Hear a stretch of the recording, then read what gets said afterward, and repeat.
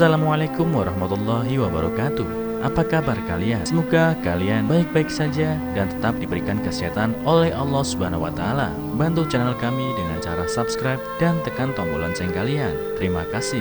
Semoga kisah ini bermanfaat. Wanita lajang mengadopsi anak laki-laki, menemukan dua anak lagi yang mirip di kamarnya keesokan paginya. Setelah mengadopsi Anthony, Jane bangun keesokan paginya untuk menemukan dua anak laki-laki lain yang terlihat persis seperti dia di kamar tidurnya. Ketika mereka mengatakan yang sebenarnya, dia hanya punya satu pilihan. Jadi, Anthony, apakah kamu ingin aku mengadopsimu? Jane bertanya kepada anak laki-laki berusia 10 tahun yang telah dia kunjungi beberapa kali selama beberapa bulan terakhir di rumah penampungan anak setempat. Tidak ada yang menginginkan anak seusianya, jadi direktur dan staf mendorong ikatan ini. Untungnya, Anthony sepertinya lebih menyukainya daripada orang dewasa lainnya. Dia menertawakan lelucon konyol yang dia coba buat ketika dia datang. Mereka bermain petak umpet di halaman belakang, dan anak itu mengaku kepada beberapa pekerja lain bahwa senang mendapat begitu banyak perhatian. Jadi, Jane memutuskan untuk memulai proses adopsi yang sedikit lebih rumit dari yang diharapkan dan melibatkan kunjungan ke rumahnya dari seorang pekerja sosial dan menjawab pertanyaan pribadi karena dia belum menikah. Itu sulit dijawab. Sebenarnya dia menginginkan keluarga tradisional dan akan bahagia sebagai ibu rumah tangga. Tapi Jane tidak beruntung dengan laki-laki. Tak satu pun dari mereka yang dia kencani menginginkan sesuatu yang serius, dan akhirnya mereka meninggalkannya. Akhirnya dia memutuskan untuk mengambil masa depannya dengan tangannya sendiri, dan di abad ke-21 wanita tidak membutuhkan pria untuk menjadi ibu. Pada awalnya Jane mempertimbangkan untuk menggunakan donor sperma dan hamil, tetapi suatu hari dia melewati rumah penampungan dan melihat semua jenis anak. Penasaran, dia masuk dan mengajukan pertanyaan. Dengan malu-malu, dia mendekati beberapa anak dan mengadakan pertemuan dengan direktur. Sepertinya tidak ada yang cocok sampai dia memiliki Anthony dan bertanya-tanya mengapa dia lebih tua dari anak-anak lain. Oh ya, direktur, Ibu Field mengangguk pada saat itu. Kami membawanya keluar dari jalanan baru-baru ini, dan dia menolak ditempatkan di panti asuhan, jadi kami menahannya di sini. Dia bermain dengan anak-anak kecil dan menyukai perpustakaan kecil kami. Tapi aku tahu dia kesepian. Dia sering berada di halaman, melihat keluar seolah-olah menunggu seseorang untuk menyelamatkannya. Hati Jane hancur dan dia meminta izin untuk mendekatinya. Ikatan itu hampir langsung untuknya. Menjelang akhir hari itu dia bertanya kepada Field tentang mengadopsi dia, dan mereka mulai mendiskusikan proses yang panjang. Akan lebih baik juga memberi Anthony waktu. Tetap saja dia mencoba yang terbaik untuk menyampaikan komitmennya untuk menjadi ibu Anthony dan membesarkannya dengan semua cinta di dunia, sehingga rumah penampungan itu menyetujui adopsi tersebut. Dan setelah berbulan-bulan dokumen dan ikatan dengan anak itu, akhirnya tiba waktunya. Jadi ketika Anthony mengangguk padanya, Jane merasa hampir pingsan karena lega. Air mata sudah berkumpul di matanya ketika dia berdiri dan membuka lengannya. "Bolehkah aku memelukmu?" dia bertanya, berlutut dan menunggu. Anthony ragu-ragu sejenak, tetapi dia juga membuka lengannya dan mengangguk. Mereka berpelukan untuk pertama kalinya, tetapi kemudian salah satu staf membawa Anthony untuk mengepak beberapa barangnya. Jane dengan sabar menunggu ketika sebuah pikiran muncul di kepalanya. Tidak ada informasi atau pembaruan tentang sanak saudara, kan? Tidak, Nyonya Carrigan. Bu Field menggelengkan kepalanya. Tidak ada yang berubah sejak pertama kali dia berbicara dengan Anthony. Saya pikir mungkin seseorang akan muncul, tetapi tidak ada yang melakukannya. Saya biasanya tidak mengatakan ini karena saya ingin tetap profesional, tetapi saya sangat senang melihat anak itu diadopsi. Mata Jane berair lagi, tapi dia menahan perasaannya. Aku berjanji tidak akan menangis hari ini. Dia tertawa menyeka kelopak matanya. Setidaknya itu air mata bahagia, wanita yang lebih tua bergabung dengan kegembiraannya. Dan aku tidak sabar untuk menunjukkan kepada kamu buku-buku yang aku beli. Aku tahu kamu menyukai Harry Potter, dan aku membelikanmu 3 buku terakhir sehingga kamu dapat melihat apa yang terjadi selanjutnya. Sangat menyenangkan, kata Jane dengan gembira di dalam mobil dalam perjalanan ke rumah.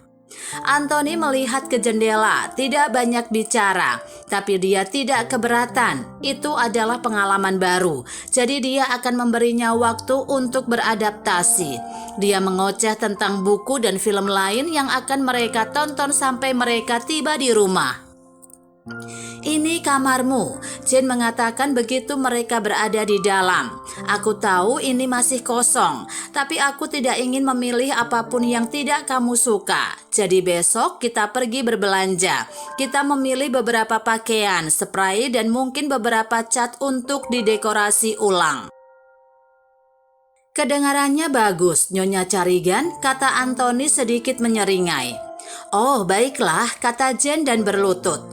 Kita harus membicarakannya. Aku tidak ingin membuatmu terburu-buru memanggilku ibu, tapi kita perlu memikirkan nama lain. Aku tidak ingin menjadi Nyonya Carigan untukmu selamanya. Jadi, bagaimana dengan Jane? Jane, dia tergagap sedikit dan tersenyum lebih cerah. Itu hebat. Jane bertepuk tangan dan berdiri. Jadi kamu bisa istirahat sementara, aku membuatkan makan siang untuk kita. Aku juru masak yang hebat. Siang itu mereka makan pasta. Itu adalah makanan enak yang dimakan Anthony karena dia belum pernah makan sesuatu yang enak sebelumnya. Dan yang mengejutkannya, dia berbicara lebih dari sebelumnya. Itu terutama tentang buku-buku yang dia temukan di kamarnya. Tetapi Jane senang. Oh, hari Senin kita akan mendaftarkanmu ke sekolah, katanya. Ini akan berbeda dari kelasmu di rumah kelompok, tetapi kamu akan melakukannya dengan baik. Kamu sudah membaca lebih banyak daripada anak seusiamu. Oke, jawabnya bersemangat tapi gugup. Malamnya, Jane duduk bersamanya dan mulai membaca buku Harry Potter. Berikutnya sampai Anthony tertidur. Dia menciumnya selamat malam dan pergi ke kamarnya.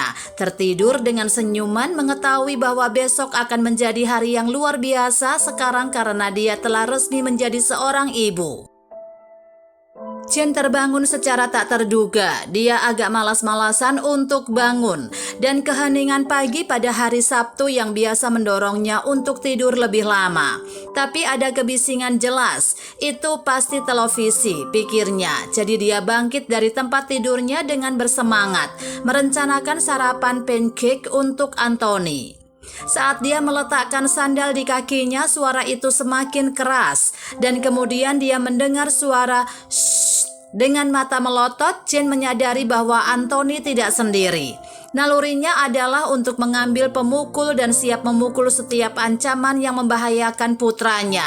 Tetapi dorongan itu menghilang setelah menempelkan telinganya ke pintu yang tertutup. Anthony sedang berbicara dengan seseorang teman khayalan. Dia berspekulasi karena kesamaan dari suara yang berbeda saling menjawab. Dia tidak tahu, jadi akhirnya Jane membuka pintunya dan bergegas ke kamarnya. Tapi tubuhnya membeku begitu dia menerobos masuk.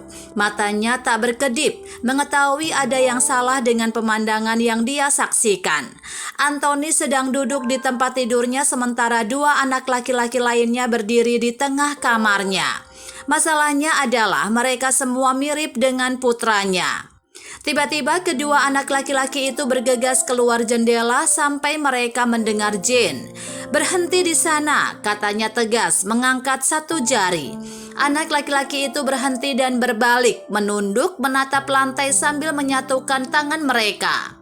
Jane, maafkan aku. Tolong jangan sakiti kami. Anthony berdiri dari tempat tidurnya. Apa, sayang? Tidak. Aku tidak akan menyakiti siapapun, jawab Jane menjernihkan pikirannya. Tapi aku ingin tahu apa yang terjadi. Siapa mereka? Saudara-saudaraku, katanya sambil mengangkat bau. Iya, siapa lagi mereka? Jane berpikir, menggeliat mulutnya. Dan kenapa mereka tidak ada di rumah penampungan? Kenapa Ibu Firth tidak tahu tentang mereka? Karena kami tidak ingin ada yang tahu tentang kami bertiga, salah satu anak laki-laki menjawab. Oke, beritahu aku namamu, tuntut Jane, memandangi dua anak tambahan di rumahnya.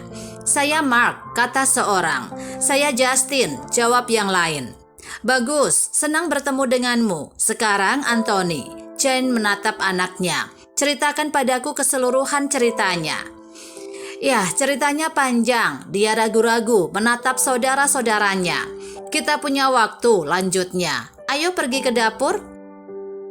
Jane menyuruh anak laki-laki itu duduk di meja dapur sementara dia mengerjakan sarapan yang akan menggandakan ukuran yang dia rencanakan sebelumnya. Dan anak laki-laki itu memulai kisah mereka.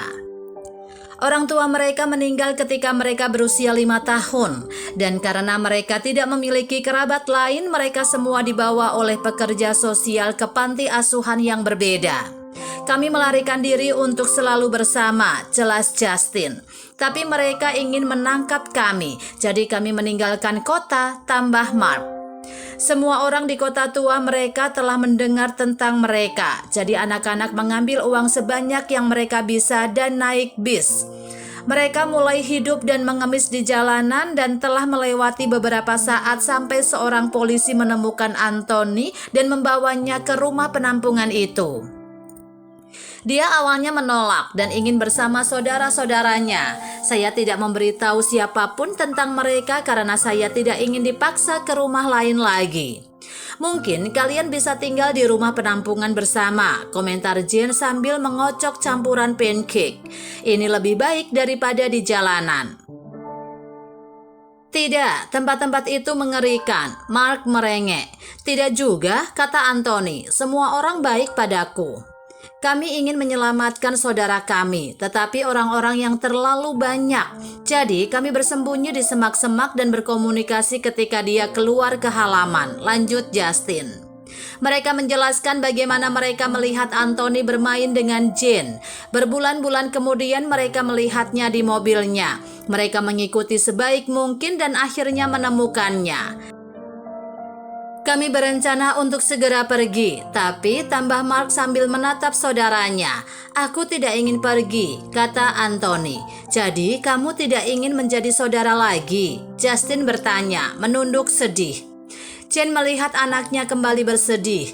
Kita akan selalu menjadi saudara, tapi saya tidak ingin hidup di jalanan lagi. Saya ingin rumah lagi. Saya bahkan tidak ingat orang tua kita, kata Anthony tersedak. Aku juga tidak, bibir Justin bergetar. Kita lebih kuat bersama, Mark memberitahu saudara laki-lakinya tetapi dia juga menangis. Hai teman-teman, Jane meletakkan mangkoknya dan mendekati anak-anak itu, mencondongkan tubuh untuk melihat mereka secara langsung. Kamu tidak perlu berada di jalanan lagi dan kamu tidak perlu berpisah lagi. Dia tidak punya waktu untuk memikirkan langkah atau pilihan selanjutnya. Bahkan tidak terasa ada banyak keputusan yang harus diambil. Dia telah mengadopsi Anthony. Jika dia datang dengan saudara kandung, biarlah. Kamu boleh tinggal di sini. Aku akan bicara dengan Ibu Firth, menyelesaikan semua ini, katanya. Oke? Kita bertiga, Justin mendongak. Ya, kalian semua, janjinya menatap Justin dan Mark. Akhirnya matanya beralih ke Anthony. Apakah itu baik-baik saja denganmu?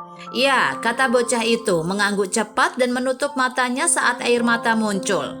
Terima kasih ibu. Bibir Jane juga mulai bergetar saat dia mendekatkan Anthony untuk dipeluk. Tapi satu tangan terulur mengundang anak laki-laki lain masuk. Pertama, mereka saling berpandangan tetapi segera bergegas ke pelukannya setelah itu. Kamu yakin siap dengan komitmen ini? Ibu Firth menanyainya setelah Jane meneleponnya. Jika saya diizinkan melakukannya, saya akan melakukannya. Jane mengulangi niatnya. Saya mencintai Anthony dan mereka adalah saudara laki-lakinya. Saya tidak dapat memisahkan mereka. Saya adalah ibu mereka sekarang. Ibu Field mengangguk sambil meraih tangannya. Kamu hadiah dari Tuhan, Jane. Tidak, memang begitu, katanya. Suaranya pecah saat jari-jarinya memegang tangan Ibu Field.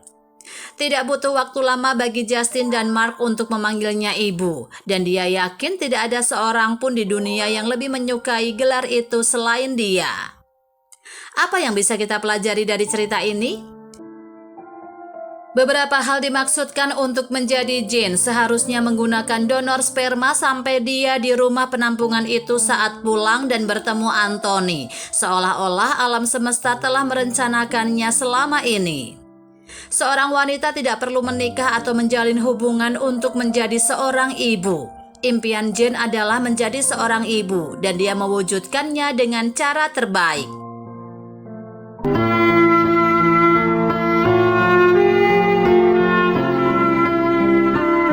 Assalamualaikum warahmatullahi wabarakatuh. Apa kabar kalian? Semoga kalian baik-baik saja dan tetap diberikan kesehatan oleh Allah Subhanahu wa taala. Bantu channel kami dengan cara subscribe dan tekan tombol lonceng kalian. Terima kasih. Semoga kisah ini bermanfaat.